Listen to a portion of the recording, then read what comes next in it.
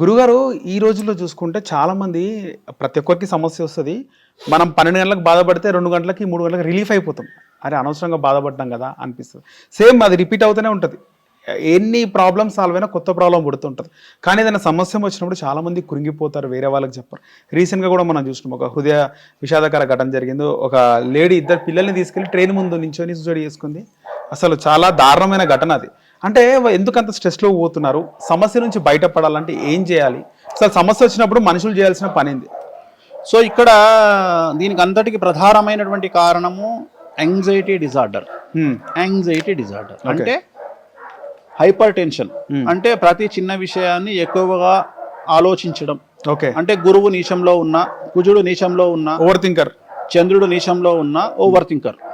So ఇది ఎంత పెద్ద అడ్మినిస్ట్రేటర్కైనా, ఎంత పెద్ద కమాండ్ చేయగలిగిన వాడికైనా మానసికంగా వీక్ ఉండడం ఈ యొక్క లక్షణం. ఓకే, సో కలియుగంలో మనకు స్ట్రెస్ రావడానికి ప్రధానమైనటువంటి కారణం కాంపిటీషన్ యుగంలో ఉన్నాం. సమాజంలో కాంపిటీషన్. ఓకే, మనము సమాజంలో డబ్బు బాగా సంపాదించాలి, ఇతరుల కన్నా మంచి కార్లు కొనుక్కోవాలి, ఇతరుల కంటే బాగుగా బ్రతకాలి, మన సంతానం బాగా చదువుకోవాలి, మన సంతానం మంచి ఉద్యోగాలు చేయాలి, అమెరికాకు పంపించాలి, సో మంచి బట్టలు వేసుకోవాలి. ఇవన్నీ కూడా ఇతరులతో పోల్చుకోవడం అనేటువంటిది ప్రస్తుత దేశకాలమాన పరిస్థితులలో మనం చూస్తూ ఉన్నాం. మరీ ఎక్కువగా తెలుగు రాష్ట్రాలలో వీటి యొక్క తీవ్రత చాలా ఎక్కువగా ఉంది. అంటే ఖచ్చితంగా మన ఇంటి పక్కడు ఇన్నోవా క్రిస్టా కొంటే మనం BMW కొనుక్కోవాలి. సో వాడు BMW కొన్నాడు అంటే మనం ఇంకొక 10 లక్షలు ఎక్కువ కారు కొనుక్కోవాలి. వాడు డబుల్ ఫ్లోర్ వేస్తే మనం ట్రిపుల్ ఫ్లోర్ వేయాలి, లేకపోతే విల్లా కట్టాలి. సో ఇలా కాంపిటీషన్ మీద బ్రతుకుతున్నటువంటి సందర్భంలో స్ట్రెస్ అనేటువంటిది చాలా అధికంగా మనము ఎదుర్కోవాల్సి వస్తుంది. ఓకే, ఈ స్ట్రెస్ను ఎదుర్కొనే సందర్భంలో మనిషికి మనిషి తోడు లేనటువంటి పరిస్థితి తెలుగు రాష్ట్రాలలో ఉన్నది. ప్రస్తుతం ఎందుకు కారణం అంటే, మనకు ఇంతకు ముందు మానసికంగా సాంత్వన చేకూర్చడానికి అన్ననో తమ్ముడో అక్కనో చెల్లో తల్లో తండ్రో మాట్లాడేటువంటి పరిస్థితి. ఇవాళ హాల్లో నలుగురు కూర్చుంటే నలుగురు చేతుల్లోనో సెల్ ఫోన్ ఉంటుంది, కానీ ఎవరు కూడా బాగున్నావా అని అడగడానికి అవకాశం లేదు. ఎవ్రీథింగ్ ఎట్లయిపోయింది అంటే, ఇంటికి ఎవరైనా బంధువులు వస్తే వాడు ఇంట్లో వస్తాడు, అత్త బాగున్నావా అంటాడు, చక్కగా పోతాడు, సెల్ ఫోన్ పట్టుకొని కూర్చుంటాడు, లేకపోతే ల్యాప్టాప్ పట్టుకొని కూర్చుంటాడు. మాట్లాడుకునేటువంటి పరిస్థితి ఇవాళ మనకు ఎక్కడ కూడా మన కుటుంబాలలో లేనటువంటి పరిస్థితి. అయితే టీవీ, లేకుంటే ల్యాప్టాప్, లేకుంటే సెల్ ఫోన్. సో అప్పుడు మనకు సాంత్వన చేకూర్చడం అంటే, ఉదాహరణ ఇప్పుడు నా దగ్గరికి ఒక క్లయింట్ వచ్చి కూర్చుంటే నేను అతనికి ధైర్యం చెప్తా, లేదు నాయన నువ్వు 4 నెలల తర్వాత బాగుపడతావు, నువ్వు అది నువ్వు ఇది అని నేను ఏదో చెప్పి అతను కౌన్సిలింగ్ ఇచ్చి పంపించి ధైర్యంగా అతను బ్రతకడానికి నా శాయశక్తులా ప్రయత్నం చేసి చాలామందిని బయటికి పంపిస్తా. ఇప్పుడు ఉదాహరణ, చాలామంది ఏమనుకుంటారంటే కాంట్రవర్సీ పర్సన్గా వేణుస్వామి తెలుసు, కానీ వేణుస్వామి ప్రతిరోజు సుమారు 10 మందికి కౌన్సిలింగ్ ఇస్తాడు. 10 మందికి కౌన్సిలింగ్ ఇస్తాడు. ఇప్పుడు ఎగ్జాంపుల్ చెప్తా, ఇప్పుడు నువ్వు నాతో మాట్లాడుతున్న సందర్భంలో నీకు అర్ధగంట గ్యాప్ ఇచ్చి నేను అక్కడ కూర్చోబెట్టి ఒక 2 కౌన్సిలింగ్ ఇచ్చి వచ్చిన. వాళ్ళు చాలా పెద్ద సమస్యలలో నా ఇంటర్వ్యూ మధ్యలో వస్తే కూడా నేను నీ ఇంటర్వ్యూ ఆపి నిన్ను అడుక్కొని 10 నిమిషాలు నాయన వెయిట్ చేయని అక్కడ కూర్చొని వాళ్ళ కౌన్సిలింగ్ ఇచ్చి వచ్చిన. అది మనిషి స్థాయిని బట్టి ఉంటుంది. ఇప్పుడు ఉదాహరణ, ఒక గుడిసెలో ఉండే వ్యక్తికి సమస్య వస్తే ఆ వ్యక్తి మాత్రమే సఫర్ అవుతాడు, కానీ ఒక 100 మంది పని చేసేటువంటి యజమాని సఫర్ అయితే 100 మంది కూడా సఫర్ అయినట్టే. సో సఫర్ అవుతారు. అట్లనే ఆ వ్యక్తి స్థాయిని బట్టి అతనికి ఉండే స్ట్రెస్ లెవెల్స్ పెరుగుతూ ఉంటాయి. మనం సీఎం సీట్లో కూర్చున్న సీఎంను చూసి సంతోషపడతాం మనం, కానీ సీఎంకు ఉండే కష్టాలు ఈ ప్రపంచంలో ఎవరికి ఉండవు, నీకు నాకు కూడా లేవు. సో సీఎంకు ఉండే కష్టాలు ఎవ్వరికి ఉండవు. ఎందుకంటే ఒకవైపు అడ్మినిస్ట్రేషన్ బాధ్యత వహించాలి, ఎట్ ది సేమ్ టైం ఆయన తన సీట్ను కాపాడుకోవాలి, మళ్ళీ 5 సంవత్సరాల తర్వాత నేనే రావాలి అని మళ్ళీ ఆడ ఫైట్ చేయాలి. అంటే ఇంత పంచాయతీ ఉంటుంది ఆయనకు, సీఎంకు, అట్లనే మినిస్టర్కు, అట్లనే ఎమ్మెల్యేకు. మనకు తెలిసిన ఎమ్మెల్యే అబ్బా ఎంత బాగున్నాడు, కార్లో తిరుగుతున్నాడు అంటావు, కానీ పొద్దున్న లేస్తే సాగుకోవాలి, పుట్టుకోవాలి, పైసలు ఇవ్వాలి, పంచాయతీ ఉంటుంది. సో వాళ్ళ స్ట్రెస్ లెవెల్స్ వేరు. అట్లనే బ్యూరోక్రాట్లు, పోలీసోళ్ళ మీద ప్రెషర్ ఉంటుంది. ఒక ఐపీఎస్ ఉన్నాడు, ఆయనకు 190 ప్రెషర్లు ఉంటాయి. మంచి చేస్తే ఒక బాధ. సినిమాలో చూపించినట్టు సాయి కుమార్ కనుక లాఠీ పట్టుకొని నేను రుబాబ్ చేస్తా అని చెప్పి బయటకు వచ్చి రుబాబ్ చేస్తే ఆయన యాక్సెప్ట్ చేయదు సమాజం. ఎందుకంటే ఆయనకు పొద్దున్న లేస్తే 100 రికమెండేషన్లు ఉంటాయి. సో వాళ్లకు స్ట్రెస్ ఉంటుంది. ఆడవాళ్ళ విషయానికి వస్తే ఇట్లా కుటుంబాన్ని పోషించాలి అంటే పిల్లల బాధ్యత తీసుకోవాలి, మళ్ళీ భర్త బాధ్యత తీసుకోవాలి, మళ్ళీ ఉద్యోగం చేయాలి. అంటే ఇన్ని రకాల స్ట్రెస్ను భరించేటువంటి శక్తి ఆడవారికి లేదు మానసికంగా. ఎందుకంటే వాళ్ళు శారీరకంగా దృఢంగా ఉండరు, మానసికంగా కూడా స్ట్రెస్ ఎక్కువ ఫీల్ అవ్వడానికి కారణం ఏంటి అంటే, మగవాడు ఉద్యోగం ఒకటే చేస్తాడు, కానీ ఆడవాళ్ళు ఉద్యోగంతో పాటు కుటుంబాన్ని పోషించాలి, ప్లస్ కుటుంబ బాధ్యతతో పాటు సమాజంలో ఉద్యోగం చేయాలి. సో ఇన్ని తీసుకున్నప్పుడు ఖచ్చితంగా వాళ్ళలో స్ట్రెస్ ఎక్కువగా ఉంటుంది. ఆ స్ట్రెస్ను లేకుండా చేయాల్సిన బాధ్యత, కౌన్సిలింగ్ ఇవ్వాల్సిన బాధ్యత, వాళ్ళను రక్షించాల్సిన బాధ్యత బేసిక్గా పెళ్ళైన అమ్మాయి అయితే భర్త తీసుకోవాలి. కానీ భర్త ఆల్రెడీ ఇంకా స్ట్రెస్లో ఉంటాడు. సమాజంలో వీడి మీద ఉన్న బాధ్యత, కుటుంబాన్ని పోషించాల్సిన బాధ్యత వీడి మీద ఉంటుంది. సో వీడు ఆల్రెడీ స్ట్రెస్లో ఉంటాడు. సో ఆల్రెడీ పెళ్లి చేసుకొని బయటకు వచ్చింది కాబట్టి ఎవరు బతుకుతారు? భార్య, భర్త, పిల్లలు. సో పిల్లల్ని కాపాడుకోవాల్సిన బాధ్యత ఎవరిది? యజమానిది. అంటే ఇంటి యజమానిది అంటే భర్తది. అంటే ఇటు తండ్రిగా పిల్లల్ని కాపాడాలి, భర్తగా భార్యని కాపాడాలి. ఇవన్నీ చేయాల్సిన బాధ్యత ఎవరి మీద ఉంది అంటే భర్త మీద ఉంది. వాళ్ళు సక్సెస్గా లేనప్పుడు, వాళ్ళు వాళ్ళ స్ట్రెస్ను హ్యాండిల్ చేయలేనప్పుడు వచ్చే సమస్యలు ఇవన్నీ. సో అందుకని ఏం చేస్తున్నామంటే ఒక భర్త భార్యను చూసుకోవాలి, తమ్ముని చూసుకోవాలి, చెల్లెని చూసుకోవాలి, బిడ్డలను చూసుకోవాలి, కొడుకులను చూసుకోవాలి, తల్లిదండ్రులను చూసుకోవాలి. ఇవన్నీ చేయాలి అంటే ఆ కొడుకుకు స్ట్రెస్ను హ్యాండిల్ చేయగలిగిన శక్తి ఉండాలి. స్ట్రెస్ను హ్యాండిల్ చేయగలిగిన శక్తి ఉండాలి అంటే దైవికంగా నీకు ఒక శక్తి తోడు ఉండాలి. ఉదాహరణ ఒక వెంకటేశ్వర స్వామో, ఒక కాళికామాతనో, ఒక ఆంజనేయ స్వామో, దుర్గామాతనో, ఒక గణపతో ఎవరినో ఒకళ్ళను నమ్ముకొని ఒక వెంకటేశ్వర స్వామి నన్ను కాపాడుతాడు అని. ఇప్పుడు ఉదాహరణ నేనున్నా, నాకు ఎన్ని సమస్యలు వచ్చినా నేను మనుషులను నమ్ముకోను. నేను ఏమంటా అంటే నన్ను వెంకటేశ్వర స్వామి కాపాడుకుంటాడు, నన్ను పుట్టించింది ఆయన్నే, ఈ కలియుగ దేవుడు, నన్ను ఆయన్నే కాపాడుకుంటాడు అని నేను బాధపడ్డా ఎదురుగా ఫోటోకి ఎదురుగా కూర్చొని ఆయనతోనే మాట్లాడుకుంటా, నేను సంతోషపడ్డా ఆయనకే చెప్పుకుంటా. సో నాకంటూ కౌన్సిలింగ్ ఇవ్వడానికి వెంకటేశ్వర స్వామి ఉన్నాడు. సో ఇలా ఎంతమంది ఈ మార్గాన్ని ఎంచుకుంటారు? సో ఇలా మార్గాన్ని ఎంచుకోనప్పుడు, మేము ఒంటరి వాళ్ళము అని ఫీల్ అయినప్పుడు వాళ్ళు డిప్రెషన్లోనికి లోనయ్యే అవకాశం ఉంది, వాళ్ళు సూసైడ్ చేసుకునే అవకాశం ఉంది.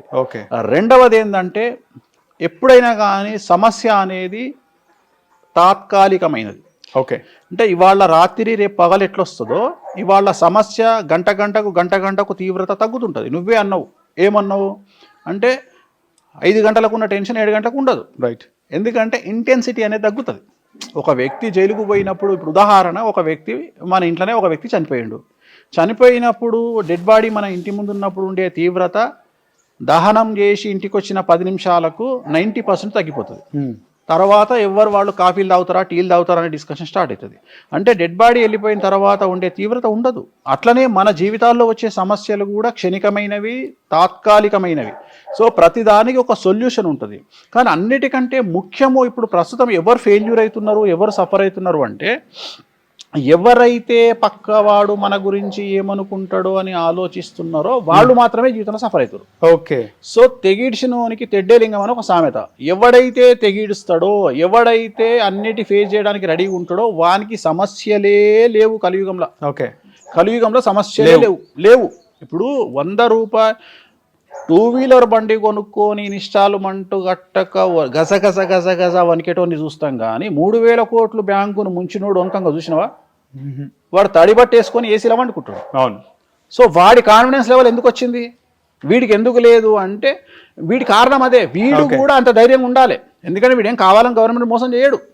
అంటే నేను మాట్లాడేది ఏంటంటే వాడిలో ఉండే కాన్ఫిడెన్స్ వీడు తెచ్చుకోవాలి. నేను అందుకని ఏమంటున్నా అంటే పక్కింటోడు ఏమనుకుంటాడు, ఎదురుంగింటోడు ఏమనుకుంటాడు, నా బిడ్డ లవ్ చేసి ఏమో అయ్యింది, నా కొడుకు లవ్ చేసి ఏమో అయ్యింది, లేకపోతే నా ఇంట్లో ఏదో అయ్యింది, పరువు ఏం పరువు ఏమనుకుంది? పరువు కలియుగంలో పరువు అనేది లేదు, ఎవ్వరికి లేదు. కలియుగంలో శుద్ధపూస ఎవ్వడు లేడు. ప్రతి ఒక్కడు స్కామ్ చేసేటోడే, ప్రతి ఒక్కడు ఎక్కడనో ఒక దగ్గర గవర్నమెంట్ను మనుషులను మోసం చేసేటోడే. అట్లాంటప్పుడు నువ్వు ఎందుకు సమాజం గురించి పట్టించుకుంటావు? ఇంకొకటి, ప్రతి కొంపలో ఏదో సమస్య ఉంది. నీ ఇంట్లో బిడ్డ సమస్య, అవతల ఇంట్లో కొడుకు సమస్య, ఇంకో అవతల ఇంట్లో డ్రగ్స్ సమస్య, ఇంకో అవతల ఇంట్లో పెంట సమస్య, రకరకాల సమస్య. మొత్తం మీద సమస్య లేని ఇల్లు భారతదేశంలో కలియుగంలో లేదు.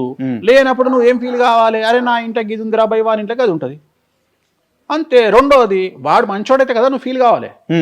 ఇప్పుడు నీ పక్కనోడు ఫీల్ అయితే నువ్వు ఫీల్ కావాలి. అంటే ఒక సామెత ఉంది, మొగడు కొట్టినందుకు కాదు తోడికోడలు నవ్వినందుకు అని. అంటే మొగడు కొట్టినందుకు ఏడుపు కాదు తోడికోడు. అంటే నువ్వు ఎవడో సమాజంలో నిన్ను ఏదో అంటారు, వాడు మంచోడైతే కదా, వానికి సమస్యలు ఉన్నాయి, వాడు మంచోడైతే ఫీల్ అవ్వాలి. సో ఇది ఎక్కడొస్తుంది స్ట్రెస్ అంటే సోషల్ మీడియా నుండి వస్తుంది. ఈ మధ్యన ఏమైపోయింది, సోషల్ మీడియాకు బాగా భయపడుతున్నారు. సోషల్ మీడియా నడిపించుకోవడము, యూట్యూబ్ ఛానల్ నడిపించుకోవడం అంటేనే కంటెంట్ క్రియేట్ చేయడం. ఇప్పుడు ఇంతకు ముందు న్యూస్ అనేది వేయడము, ఇప్పుడు న్యూస్ అనేది క్రియేట్ చేయడం. సో న్యూస్ లేదు కాబట్టి క్రియేట్ చేయడం. సో ఏం చేస్తారు, 10 న్యూస్లలో పెట్రోల్ పోసుకుంటూ వెళ్ళిపోతారు. ఏ న్యూస్ బరస్ట్ అయితే ఆ న్యూస్ తీసుకొని సబ్జెక్టు మనం రన్ చేస్తాం 2-3 రోజులు, మళ్ళీ కొత్తది వచ్చే వరకు. సో అందులో రేపు పొద్దున వేణుస్వామి అతిథుడు కాదు, నరేష్ అతిథుడు కాదు, ఎల్లయ్య అతిథుడు కాదు, పుల్లయ్య అతిథుడు కాదు. అంటే సబ్జెక్టు క్రియేషన్ అనేటువంటిది క్రియేట్ చేయాలి కాబట్టి ఎక్కడెక్కడనో ఎవరినో పట్టుకొని రావాలి కాబట్టి మనం అందరము సమాజంలో ఉండే ప్రతి మనిషి ఏదో ఒక రోజు ప్రెస్కో మీడియాకో ఫుడ్ కాకపోక మానము. సో అది ప్రిపేర్ అయ్యి ఉండాలి. అలా వాళ్ళకే ఫుడ్ కానప్పుడు పక్కింటోనికి ఎప్పుడో ఫుడ్ అవుతావు కదా నువ్వు. అంటే పక్కింటోని సబ్జెక్టులు నువ్వు ఎప్పుడో ఉంటావు, ఎదురింటోనికో పక్కింటోడో నీ గురించి డిస్కస్ చేసుకుంటాడు, నీ బిడ్డ గురించి డిస్కస్ చేసుకుంటాడు. ఇప్పుడు ఉదాహరణ వాడు ఎవడో జైలుకు పోయేస్తాడు, జైలుకు పోయి రాగానే కుంపలు మునుగుతాయా, తెల్లారు వాన్ పని వాడు చేసుకుంటాడు. నువ్వు ఎప్పుడు జైలుకు పోయేస్తే బాధ అంటే నువ్వు రేప్ చేసి జైలుకు పోతే నీ మీద కష్టం. రైట్. అంతకు మించి నువ్వు ఎట్లా జైలుకు పోయినా నీ ఎవడు పట్టించుకో, నువ్వు ఏ కేసులో పోయినా ఏం కాదు. ఇంకోటి ప్రివిలేజ్, ఇప్పుడు 3,000 కోట్లు స్కామ్ చేసి పోయినావు అనుకో, నిన్ను రాజు లెక్క కొలుస్తారు సమాజం. అంటే ఏమనుకుంటారు తెలుసా, ఇటు 3,000 కోట్లు స్కామ్ చేసిందంటే వీళ్ళ ఇప్పటికి 2,000 కోట్లు ఉంటాయి అనుకుంటారు. అంటే నీకు రెస్పెక్ట్ ఇచ్చినట్టే కదా సమాజం. సో ఇట్లా ప్రతి దాంట్లో పాజిటివ్ ఎత్తుక్కోవాలి, పాజిటివ్ ఎత్తుక్కోవాలి అనేది ఏంటంటే పాజిటివ్ ఎత్తుక్కోవాలి. నువ్వు సమాజానికి తెలుస్తున్నావు అంటే ఇప్పుడు ఉదాహరణ, ఇప్పుడు కుంభమేళాల పూసలమ్మ ఆమెను తీసుకొచ్చి మొన్న ఇట్టు చేసిర్రు. ఆమె సమాజానికి జీవితంలో తెలుస్తుండేనా? తెలియదు. ఇవాళ నిన్న ఒక IPS ఆఫీసర్ను తీసుకొచ్చి మొన్న వైరల్ అయింది, సమ్మక్క సారక్క. ఆమె నిజంగా చెప్పాలంటే ఆమె IPS గా సమాజానికి పరిచయమైన దానికంటే కూడా ఒక డ్యాన్స్ చేయడం వల్ల పరిచయమైనటువంటి విధానం చాలా ఎక్కువగా ఉంది. అంటే ఎవరికి ఎట్లా పేరు వస్తుందో మనకు తెలియదు. ఇప్పుడు మీరందరూ నిన్న ట్రైన్కి ఎదురుగా పోయి ఆత్మహత్య చేసుకున్నటువంటి ఫ్యామిలీ గురించి మాట్లాడితే నేనెవరిని ఆలోచిస్తున్నా అంటే ఆ విషయంలో మాట్లాడుతున్న DSPని గురించి ఆలోచిస్తున్నా. ఇన్ని రోజులు రైల్వే DSPకి పనే ఉండదు. నీకు అర్థమైందా? అసలు రైల్వే DSPని పట్టించుకుంటూనే ఉండరు. ఓకే, కానీ ఈ DSP వచ్చి ఇంటర్వ్యూలు ఇస్తుండు ఛానళ్లకు. నేను ఏం ఆలోచిస్తున్నా, ఈయన జాతకం ఏంది అని ఆలోచిస్తున్నా. ఓకే, అని నా థింకింగ్ ఎట్లుంది, ఎందుకు ఈయన ఫేమ్ అయ్యిండు? ఇప్పుడు ఆయన జీవితంలో ఎప్పుడైనా ప్రెస్ మీదకి వస్తాడా? లేదు. ఏ టీవీ ఛానల్తో మాట్లాడరు కూడా, ఆయన చూడరు కూడా. ఎందుకంటే రైల్వే DSPకి పనే ఉండదు. అంటే ఆయనకు సమాజంతో పని ఉండదు. ఎంతసేపు ఆయన రైల్వే పట్టాలు, ఆయన కథ, ఆయన కార్ఖానా. నేనేం ఆలోచిస్తున్నా అంటే ఈ రైల్వే DSP జాతకం ఏమై ఉంటుంది? ఈయన అందరికి తెలిసిండి వాళ్ళ. అవును, ఎందుకంటే దీని మీద ఇన్సిడెంట్ మీద ఈయననే మాట్లాడుతున్నాడు. సో నేను అట్లా పాజిటివ్ ఎత్తుకుంటున్నా. మన దాంట్లో పాజిటివ్ ఎత్తుకోవడం స్టార్ట్ చేస్తే లైఫ్లో మనంత పాజిటివ్ ఎవ్వరు లేడు. మనం గొప్పగా తెలవాలి అంటే మన పక్కకు ఉండేటువంటి దరిద్రుడి గురించి మనం ఆలోచించాలి. అంటే ఒక క్యాన్సర్ ఉన్నాడు, యంగ్ ఏజ్లో ఆటిజంతో పుట్టిన పిల్లలు ఉన్నారు, వాళ్ళ తల్లిదండ్రులను గుర్తు చేసుకోండి. వాళ్ళు ఎంత కష్టపడుతున్నారు, వాళ్ళని హ్యాండిల్ చేయాలంటే ఎంత కష్టపడుతున్నారు. నేను అనేది అట్లాంటి వాళ్ళని చూసి మీరు ఎంకరేజ్ కండి. మన ఒక గుడిసెలో తినడానికి రోడ్డు మీద పోతే తిండి లేదు. జూబ్లీ చెక్ పోస్ట్లో పోతే ఆడెవడో ఏదో పని చేసుకున్నాడు, పెన్నులు అమ్ముకొని బతుకుతున్నాడు, బుగ్గలు అమ్ముతుంటారు. నేను అనేది వాళ్ళని చూసి నువ్వు ఇన్స్పైర్ కా, వాడు మనకంటే బాగున్నాడు కదా. నేను అనేది అది. అంటే నీకు డెవలప్మెంట్కు నువ్వు డిప్రెషన్లో ఉన్నప్పుడు ఆలోచించాల్సింది నీకంటే లో స్థాయిలో ఉండే వాళ్ళని చూసి నువ్వు స్ట్రాంగ్ అవ్వాలి. రైట్. అలాగే నువ్వు ఎదగాలనుకునేటప్పుడు నీ ఆలోచన విధానం వేరే ఉండాలి. రక్షింపబడాలనుకున్నప్పుడు ఆలోచించే విధానం వేరే ఉండాలి. నువ్వు రక్షింపబడేటప్పుడు తక్కువ స్థాయి వాడిని చూసి ఆలోచించాలి. నువ్వు ఎదగాలి అంటే పెద్ద స్థాయి వాడిని చూసి ఆలోచించాలి. ఒక సామెత ఇదే పాజిటివ్గా చెప్పిన నేను ఇంకోటి కూడా చెప్తాను. నువ్వు RTC బస్సులో కూర్చొని ఏడవడం కంటే బెంజ్ కార్లో కూర్చొని ఏడవడం బెటరు. అంటే నువ్వు బెంజ్ కార్లో కూర్చొని ఏడ్చే స్థాయికి నువ్వు రా అంటే నీకు కష్టము. బెంజ్ కార్లో కూర్చొని ఏడువు నువ్వు అంటే అది పెద్ద లెవెల్. అట్లనే నీకు బాధ వచ్చినప్పుడు చిన్నవాడిని చూసి నువ్వు అరే నాకంటే చిన్నోడు ఇంకా కష్టాల పాలయ్యిండు కదా, వాళ్ళ మీద కంపేర్ చేస్తే నాకేముందిలే అంటే నేను అనుకుంటా. నేను మీడియాలో నన్ను ట్రోల్ చేసినప్పుడు, మేమ్స్ చేసినప్పుడు నేను అనుకుంటా ఒక హీరోని చూసి గంత పెద్ద హీరోకే దిక్కులేదు నేనెంతరా నాయన, గంత పెద్ద PMకే దిక్కులేదు నేనెంతరా నాయన, గంత పెద్ద CMకే దిక్కులేదు నేనెంత అంటే నేను ఆటోమేటిక్గా నేను రిలాక్స్ అయిపోతా. నేను అనేది ఇట్లా ఎగ్జాంపుల్స్ తీసుకొని మిమ్మల్ని మీరు బయటకు తెచ్చుకోండి అని చెప్తున్నా. లేదు నిజంగానే ఒక యజమాని స్థాయి పర్సన్ ఉన్నాడు ఇంట్లో, నిజంగా నీకు బాధ్యత ఉంది అంటే ఇంట్లో మానిటర్ చేయి, నీకు తెలిసిపోతుంది. డిప్రెషన్లో ఉన్నవాడు మాట్లాడాడు, 4 రోజులు డిప్రెషన్లో ఉంటే వాడు 5వ రోజు నుండి మాటలు బంద్ చేస్తాడు. మాటలు బంద్ చేయగానే ఏమరా బాబు మాటలు బంద్ చేస్తలేవని పిలిచి దగ్గరికి పిలిచి కూర్చోబెట్టువాన్ని మాట్లాడు. ఆడవాళ్ళు అయితే అరుస్తారు, కొంతమంది మూమెంట్ సైలెంట్గా ఉంటారు. సో మనతో డిఫరెన్స్ వస్తుంది. చాలా అబ్జర్వేషన్ చేయవచ్చు. మనము ఎంతసేపట్లో చేస్తాము, మనం ఒకటే ఇంట్లో 4 గోడల మధ్య ఉండేటువంటి కుటుంబ సభ్యులను వాళ్ళ బిహేవింగ్లో మార్పు వస్తే దొరకబట్టడం 2 నిమిషాల పని. సో మీరు వాళ్ళను దొరకబట్టి అంటే వాళ్ళని గుర్తించి వాళ్ళని కూర్చోబెట్టి మీకు ఏం సమస్యలు వచ్చినాయి, ఏం జరుగుతుంది అని చెప్పి అడిగి, ఇగో నాకు ఈ ప్రాబ్లం ఉంది, నాకు ఇగో పలాని మా ఆఫీస్లో HR వల్ల ప్రాబ్లం ఉంది, లేదు మా టీం లీడర్ వల్ల ప్రాబ్లం ఉంది, లేదు నేను ఫైనాన్షియల్గా ప్రెషర్ అవుతున్నా అన్నప్పుడు కూర్చోబెట్టి ఏం లేదమ్మా బతకొచ్చు, మనకు చాలా లైఫ్ ఉంది అని ఫైనాన్షియల్ అయితే ఒక లోన్ తీసుకోవడమో, లేదు మానసికంగా స్థైర్యం కావాలంటే ధైర్యం చెప్పడమో, ఇలా చేస్తూ ఒక 10 రోజులు వాళ్ళని గమనించినట్లయితే 11వ నాడు వాళ్ళే బయటపడతారు. మళ్ళీ 11వ నాడు వాళ్ళని మనం ఏం డిప్రెషన్లో పొమ్మన్నా పోరు వాళ్ళని మానసికంగా. ఇంకొకటి ఏంటంటే ఈ జనరేషన్లో మానసికంగా స్ట్రాంగ్ చేయడం అనేది ముఖ్యమైన విషయం. పిల్లల్ని పెంచేటప్పుడే మనం ఏం చెప్పాలి అంటే, నాయన నువ్వు తెలుగు రాష్ట్రాలలో బతుకుతున్నావు, భారతదేశంలో లేనటువంటి వ్యవస్థ తెలుగు రాష్ట్రాలలో ఉంటుంది. భారతదేశం మొత్తం 2+2 = 4, కానీ తెలుగు రాష్ట్రంలో మాత్రం 2+2 = 5. నువ్వు ఇట్లనే బతుకు బిడ్డ, ఎందుకంటే మన దగ్గర 5 అంటారు 2+2, ఎందుకంటే మన దగ్గర ఉన్నటువంటి మీడియా ఎక్కడ లేదు, మన దగ్గర ఉన్నటువంటి మనుషులు ఎక్కడ లేరు, ఉండేటువంటి రాజకీయాలు ఎక్కడ లేవు, మన దగ్గర ఉన్నటువంటి దరిద్రం ఎక్కడ లేదు అని పిల్లల్ని ఎంకరేజ్ చేస్తూ వాళ్లకు నాలెడ్జ్ చెప్తూ వాళ్ళు ఎట్లా బయటపడాలి పద్మవ్యూహం నుండి అనేది చిన్నప్పటి నుండి నేర్పగలిగితే అది సెలబ్రిటీ అయితే. సెలబ్రిటీ కాకపోతే ఆ ఉద్యోగం వాడు ఏమైనా చేసుకో, మా సంబంధం లేదు. అంతేగాని నేను క్రికెటర్ అవుతా అంటే ఎన్ని రాజకీయాలు ఉంటాయో చెప్పాలి, నేను పొలిటీషియన్ అయితే ఎన్ని రాజకీయాలు ఉంటాయో చెప్పాలి. అర్థమైందా? అంటే ఎన్ని రాజకీయాలు ఉంటాయి. తోపు క్రికెటర్లు ఉన్నారు, అందరు ఎందుకు ఆడతలేరు? క్రికెటర్ అయినాక మనం తెలుసుకుంటున్నాం. కానీ క్రికెటర్ నిజంగా ఈ క్రికెటర్ల కంటే మంచి క్రికెటర్లు కుప్పలు ఉన్నారు. రాజకీయాల వల్ల బయటికి రాలేకపోతున్నారు. అట్లనే స్పోర్ట్స్ పర్సన్స్ రాలేకపోతున్నారు, అట్లనే సింగర్స్ రాలేకపోతున్నారు, అట్లనే పొలిటీషియన్లు రాలేకపోతున్నారు, అట్లనే సినిమా నటులు రాలేకపోతున్నారు.